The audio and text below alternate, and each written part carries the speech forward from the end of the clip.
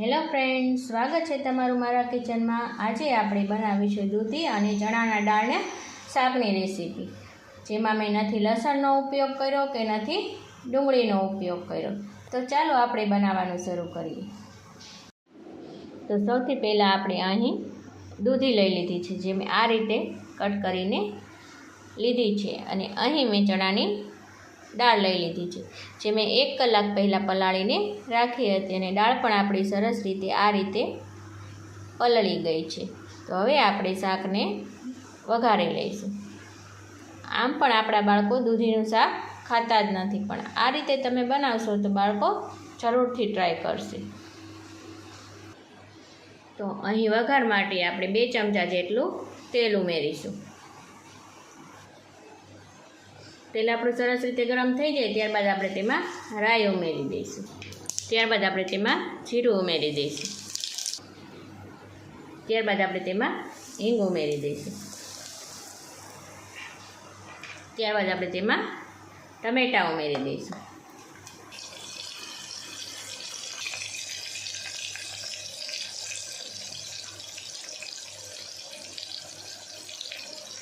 ત્યારબાદ આપણે ટમેટાને 1 મિનિટ માટે આપણે સાતળી લઈશું, જેથી શાકમાં કલર સારો આવે। ત્યારબાદ આપણે તેમાં દાળ ઉમેરી દઈશું।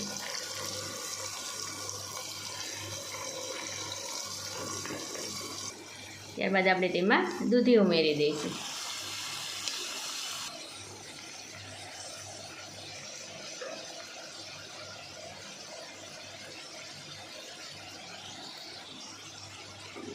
ત્યારબાદ આપણે સરસ રીતે હલાવી લઈશું।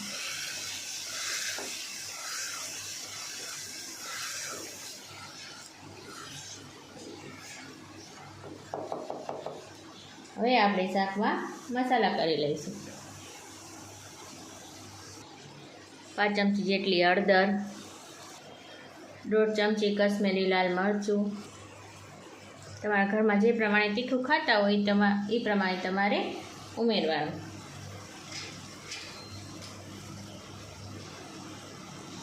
1 ચમચી ધાણા જીરું પાવડર, સ્વાદ પ્રમાણે મીઠું ઉમેરી આપણે મસાલા સરસ રીતે મિક્સ કરી લઈશું।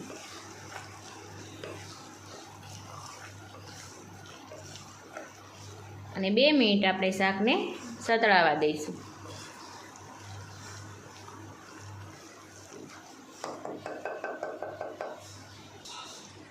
હવે આપણે તેમાં પાણી ઉમેરી દઈશું। તમારે જે પ્રમાણે રસો રાખવો એ પ્રમાણે પાણી ઉમેરવાનું। મેં અહીં આ રીતે 1 કપ જેટલું પાણી ઉમેર્યું છે। હવે આપણે ઢાંકણ બંધ કરી તેને 3 સીટી લગાવી લઈશું। 3 સીટી લગાવ્યા બાદ આપણે દૂધી અને ચણાની દાળનું શાક સરસ રીતે તૈયાર થઈ ગયું છે। જો વિડીયો સારો લાગે તો લાઈક કરો, શેર કરો અને મારી ચેનલને સબસ્ક્રાઈબ કરો।